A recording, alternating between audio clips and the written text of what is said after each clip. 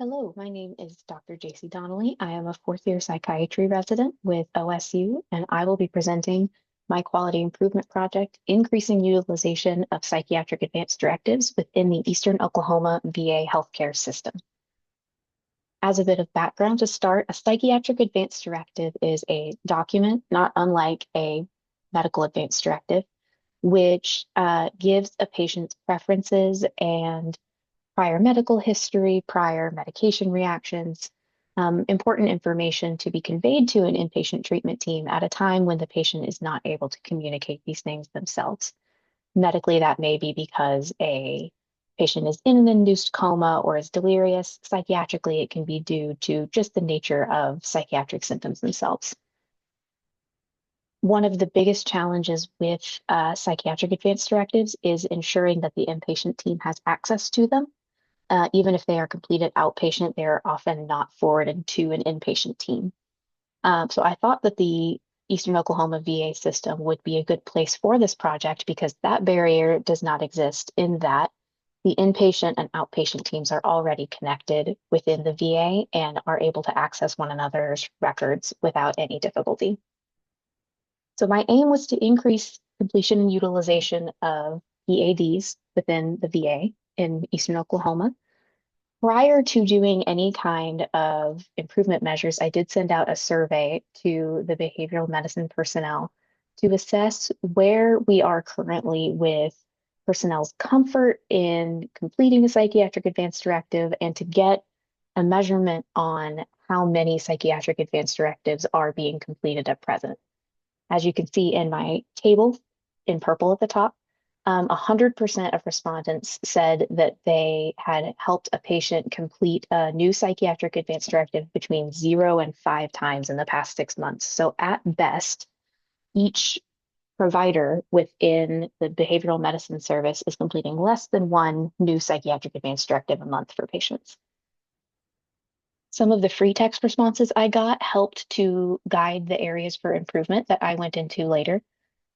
And the 3 areas for improvement that I was able to identify were lack of a standard process for completing and filing PADs, ease of access for being able to find existing PADs and being able to add new ones, and then just general staff education as to what a psychiatric advance directive is, why it's important, and how to navigate that within the EMR. Under each of these areas for improvement, I've got an idea that I had for improvement at the top of each box, and then a flow chart showing how I went about that idea and then barriers that I encountered. So in terms of standardization, I attempted to find an existing protocol nationally for psychiatric advance directives. The national protocol says to reference the local protocol.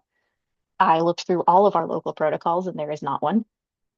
I actually looked through the national database of all local protocols throughout the country, and there is not a VA nationwide that has codified a standard operating procedure for how to complete and file psychiatric advance directives.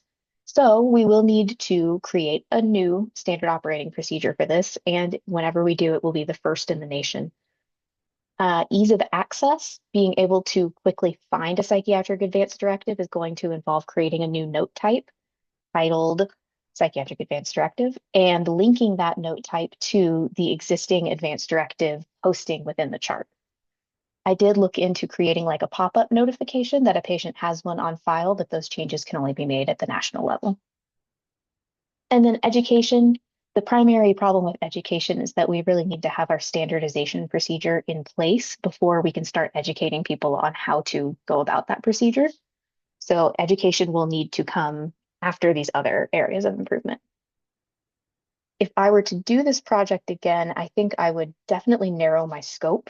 I would focus more on one specific area because in focusing on 3 different areas of improvement, I made less progress in each area than I would have if I had focused on one section. So the next step I will be undertaking is trying to get a new standard operating procedure filed for the Eastern Oklahoma VA, and we will proceed from there.